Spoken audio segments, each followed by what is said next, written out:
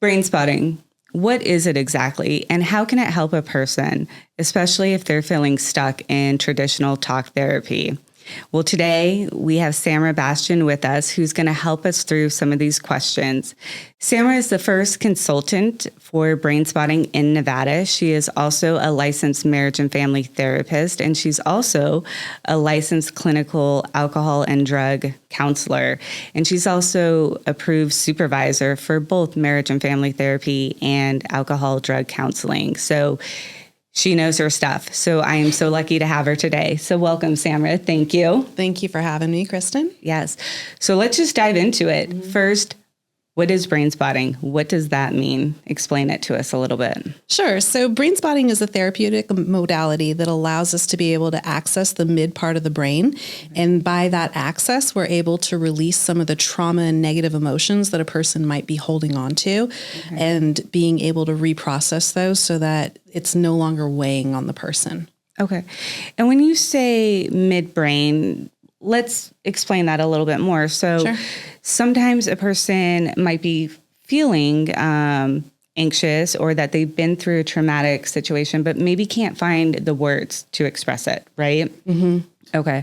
And in the midbrain, that is where a lot of our emotions live, correct? Yes. So, and it's not just that we don't have the words to express it for something that's recent. It could also be a pre-verbal trauma. Yes. And that we don't have the language acquisition at that point in our lives to be able to process or to make sense of it. And brain spotting can also target those memories, even if the person doesn't have access to them, and therefore be able to release them. Okay. And brain spotting can be kind of a scary word, let's be honest, right? Like, what are they going to do to my brain? And it's not as scary as it sounds, okay? No, so let's go into kind of what maybe a person can expect so we can help them understand what brain spotting really is. Say a person's been through a traumatic event. They're like, I want to do something about this, deal with it, and they find a therapist who does brain spotting. What can a person expect when they walk in? Sure. So I think it might be helpful if we explained a little bit about what it is that happens within the session and how brain spotting can be helpful. So what we found is that the ocular nerves have a direct shot to the part of the brain that's holding the trauma. So I actually have my brain model. Bring it out. I'm going to bust her out. Okay. And so here it is with the brain. I love it. Right. And so this is like the mid region. And so here's where the eyes are going to be. This is the brain stem. This is your prefrontal cortex or the neocortical part of the brain. It's kind of right back here. And when we do traditional talk therapy, this is the part of the brain that we're accessing within talk approaches. Right. But what we found is that this part up here doesn't really connect very well to this part back in here. So back in here is where your amygdala, your hippocampus, thalamus, all the midbrain stuff is. And this is our emotional centers within the brain. And this is where trauma is stored. So Bessel van der Kolk, who is one of the foremost leading authors, researchers on trauma modalities and trauma research, he calls the amygdala the smoke detector system. Yeah. And so we have these incidents and then our amygdala kind of goes off as a smoke detector. Right. The problem, exactly. And the problem with trauma is that the amygdala becomes hyperactive and it can't distinguish between a little tiny candle that might be like having a normal birthday cake flame versus that or a 4-alarm fire. The amygdala is going to go off and tell you that there's danger, danger, danger. Right. So what we found with brain spotting is that the ocular nerves can connect to that part of the brain and it's able to calm and reprocess those reserves by releasing some of the stuff that it's holding. Right. And the way that we do that, like what to expect within a session, is that the therapist helps the client to identify the relevant eye positions. And by doing so, then the client's brain is actually the one that kind of runs the show and they guide themselves towards healing. So the theory is your brain is totally capable of self-healing. Yeah. Sometimes it gets stuck. And by doing some of these different modalities, we're able to unstick it and then it goes in whatever direction it needs to go for the path of self-healing. Okay. And is there a timeline that a person can expect? Is somebody walking into the therapist's office and expecting they do one session and magic, everything's fine? No. Okay, good. So Good. there really isn't a timeline. Every case is unique. What I have found in my clinical practice is that it varies significantly by a number of different factors. One of them is how old the trauma is. Okay. So I've actually had quicker success with clients who have come in and it's a very recent trauma. Something just happened within the very immediate past and they're able to work through it relatively quickly within maybe just a month to 2 months of sessions. And then I've got clients who have more of complex PTSD stemming from childhood incidents, ongoing traumatic events or abuse. And those cases tend to take a little bit longer and everybody is different. But compared to talk therapy approaches, people get better results within a shorter period of time. Okay. And since you brought up talk therapy, let's kind of distinguish the difference, top down, bottom up, a little bit so people understand that with brain spotting, there isn't a lot of talk that needs to happen at times. There can be. Yeah. Whereas talk therapy, you're talking, you're discussing the trauma, the situations that you were in. What's really cool about brain spotting is that the client does not have to talk about it. Yeah. So for certain people, first responders are a good example, military is a good example. And then of course, everybody who falls into the category of want, excuse me, they don't have to talk about the trauma. They only have to be able to connect with it, but they don't have to verbalize it. I have literally had sessions where 45, 50 minutes goes by and the client has not said a single word. I still know that they're processing, they're deep within the process, they're doing great. There's nothing for me to intervene on.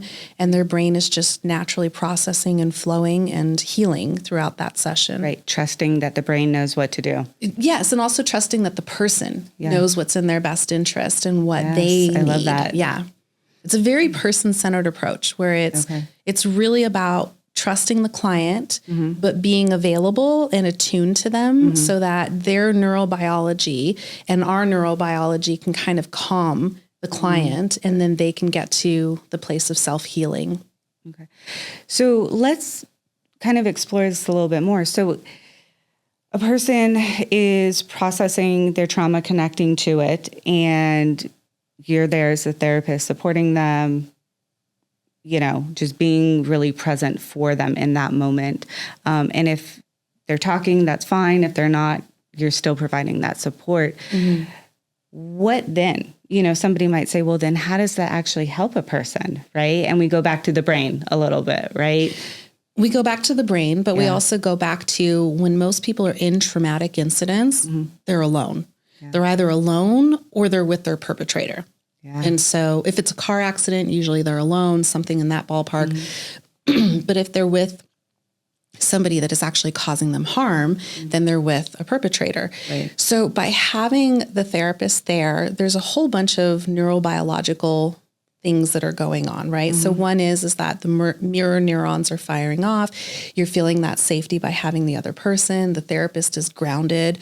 They're in an attuned space where they're able to kind of have the client tap into their neurobiology so that the client can feel that calmness as well. And you're imprinting that the client is no longer alone. So the whole experience is different than them just reliving a trauma and reinforcing those neural networks. Instead, this is a shift within that neural pattern. I love that. It's pretty cool. Let's talk about, and we were speaking earlier, but brain spotting is newer in the therapy world. And we oftentimes will hear about EMDR. So can you kind of compare the two, maybe talk a little bit about those two and maybe how a person chooses what's best for them? Sure. So just for background, I am certified in EMDR therapy as well. And so both of them being certified in, I can offer a comparison because I've been doing both for a number of years. EMDR is 40 some years old. It was discovered by Dr. Francine Shapiro, and brain spotting was discovered in 2003, and it was actually in an EMDR session where David Dr. David Grand is the founder of Brainspotting, and Dr. Grand was doing something called free flow EMDR with a particular client. So this client was a professional athlete, and she had been seeing Dr. Grand for roughly 1 year, and she had done a number of sessions over the course of that year, and they were 90-minute sessions I forget the actual number. I think it was 40 some over the course of 1 year, 90-minute sessions. And what had happened was, as Dr. Grand was doing the eye movements, he noticed that there was this particular eye position that the client's eyes would wobble. So he decided that rather than continuing the eye movements, which are from EMDR, he held his fingers steady in that position. And there was a couple things that happened. One was that a bunch of previously processed memories, things that he thought had been resolved fully, they actually came up with more emotion than what he had seen in previous sessions. And the second thing was that new material came forward that hadn't been accessed before. And shortly after that session, she noticed a significant improvement in her sports performance. So there was the birth of Brainspotting within that session. And so Dr. Grand then built some clinical trials, went into more research, and he found that, hey, there actually is something here. Right. Okay. And that's been around about 20 to 25 years, somewhere in there? 22 years now for Brainspotting. And then the difference with Brainspotting and EMDR, there are differences, and there are some advantages, in my opinion, as to where Brainspotting is more advantageous than EMDR. So, for example, clients that are overly cognitive, EMDR can be difficult to have them shut down that part. You can do it, but it takes a little bit more effort.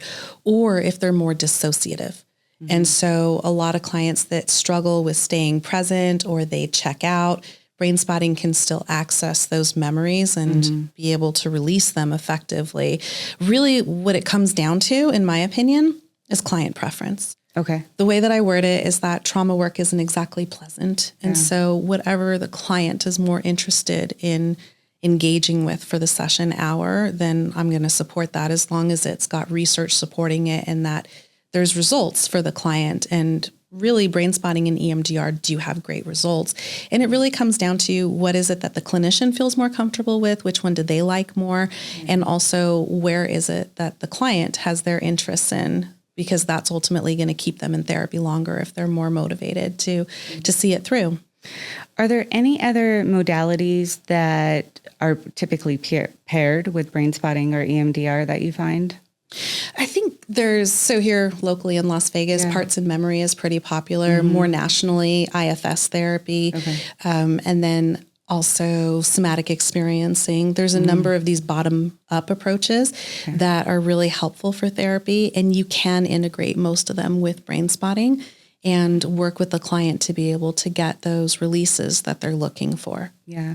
And let's go back to that just a little bit more, just to make sure we described it well, the bottom up versus top down, what that means exactly. Sure. So again, going to the brain model, top down is when we're going in cognitively. We're going in at the top of the brain and we're trying to create change through that methodology. Bottom up is where you go in through more of the body or the midbrain, and then you're trying to create change going upwards into that executive functioning part of the brain. Okay. And when you speak of somatic work, are you talking about feelings in the body? So there's Peter Levine's somatic experiencing. That one, not so many therapists are trained in, but that's also an approach that can be very helpful in clearing out body sensations that are stuck for clients.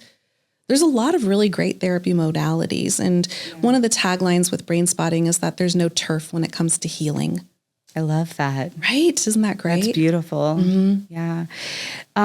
Just going back to the body, because recently, I was in a training with you, and I loved the example of the polar bear. Can you talk about that? I just think it's such a great visual and really explains why this is powerful. This isn't something that's just hokey or, Yes. Yeah. So when you do trauma work and you're doing bottom-up approaches, sometimes what'll happen is, and it's not very common that it happens, but it does definitely happen. And it's great for the record when it happens. But what it is that the person will actually shake off the trauma. Yeah. The polar bear video is a YouTube video where there was a team of researchers that had come across a polar bear that needed medical intervention. And so from the polar bear's perspective, here's what's going on. There's this helicopter and there's people shooting at him, tranquilizers. He gets hit by a tranquilizer dart and then they start doing stuff to him. Right. And I'm sure the polar bear is not sitting there thinking, this is fantastic. These guys are totally helping me. No, he's going to look at it as an assault and that he's getting injured. And so after they finished with the polar bear and they helped him and, whatever the medical intervention was, the polar bear is starting to come out of the tranquilization and he literally shakes. He literally starts vibrating and shaking. Okay. And humans do this too when we are in traumatic situations. Yeah. The problem with us is that our cognitions get in the way and we block ourselves. Yeah. We tell ourselves things like, I need to hold it together. I don't need to have a response. I'm fine. Nothing actually happened. We deny. And so we hold it and we do not allow ourselves to do the shake. Mm-hmm. And what we found is that that's kind of the big difference between the animal kingdom and humans is our intellect gets in the way sometimes of being able to honor our instincts of what it is that we actually need. Right. And so, and it's not just exclusive to brain spotting. You can get trauma shakes with a lot of different bottom-up approaches. Yes. And it is a good thing. I know a lot of people are thinking like, oh my gosh, that's horrific. Like we shake, but it's a good thing that your body is actually releasing that energy and it's not having to hold on to it. Mm-hmm. And I just love that example. I think it really paints a clear picture of how powerful our body and brain can be. Yes. And when clients have had the shakes, usually in sessions when I've had clients actually exhibit them, I encourage them and I tell them like, this is great. Your body is really releasing something very powerful that it's been holding on to. Nobody shakes forever. It's just, you shake it off, you literally shake it off and then you go right back to functioning at whatever. But what we find is that people that do this, they actually have a release and there's not as much that they're holding on to. Yeah. So what can a person expect? Like, let's say they really are thinking like, maybe this is something I'd want to try, brain spotting. What would you say to them? What would you want them to know? I don't know. And maybe where I was going is, especially after I've seen, other people go through it, experience it, as well as, myself go through it. I kind of feel like, what do you have to lose? If you feel like there's something you're going through, something maybe where you're stuck or you just haven't had any progress or you feel like there's something else going on, you don't have a lot to lose. It's pretty amazing. Yeah. And I think that really a better answer is that by doing this modality, you don't have to live in the misery that you're living in. Yeah. You can show up differently in situations, show up differently in relationships. You can release a whole lot. For people who have hypervigilance symptoms, they don't have to live in hypervigilance. They'll have normative levels of safety where it's not so much, it's not that we're going to walk around and all of a sudden become like vulnerable to everything. Right. It's that we now have this normal level of response to situations. I love that sentence and I agree with it completely. Normal responses to situations where previously we were having heightened responses. Yeah. And sometimes we knew why, sometimes we didn't. I love that. Can you share, with especially keeping confidentiality, maybe any success stories or a story to kind of help explain the process of brain spotting and how successful it can be? Yeah, I think there's so many different modalities, there's so many different ways that you can use brain spotting. You can use it for the traditional trauma approach of being able to clear out like negative emotions that you might be holding on to, negative responses. You can also use it for performance enhancements. Yeah. And so there's expansion brain spotting, which allows you to connect more towards positive things that you want to enhance. So I've used it with clients on test anxiety. Okay. I've used it on motivating them to go to the gym more frequently. You can use it. I don't personally work with professional athletes, but you can work with professional athletes and enhance performance.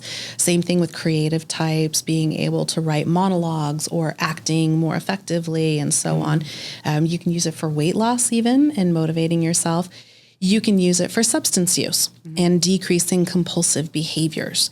So anything from maybe compulsive lying to substance misuse, cigarette smoking, a whole bunch of different a whole bunch of different goals can be accomplished with it. So it doesn't have to all be trauma-based. It can actually be enhancing positives and working towards that. And you can use it for, going back to the activation part, you can use it for a whole myriad of different issues that come forward. So for example, things like, again, trauma history, or things like, I have this recurring argument with my spouse and it just bugs me so much when we get into these arguments, to much deeper issues like, I don't feel like I'm lovable, and I want to be able to work on that and to be able to connect with my lovability. I love that.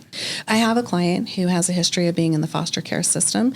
And one of the symptoms that she previously experienced was that whenever it was time for her to move, as an adult, to move, she would find that it would completely dysregulate her. She would have a very difficult time being able to manage and to deal with the emotions that came up with it. And nobody likes moving, or most people don't, but this was in excess. Yes. And after doing sessions with Brainspotting and working on her foster care history, she found that, hey, I can actually do this. I can handle these situations. And it was so much of a shift that her family members even noticed. And they said, oh my gosh, you're handling this so much better than you have in the past. And it was great for her to be able to not only recognize it within herself, but to have other people also recognize it.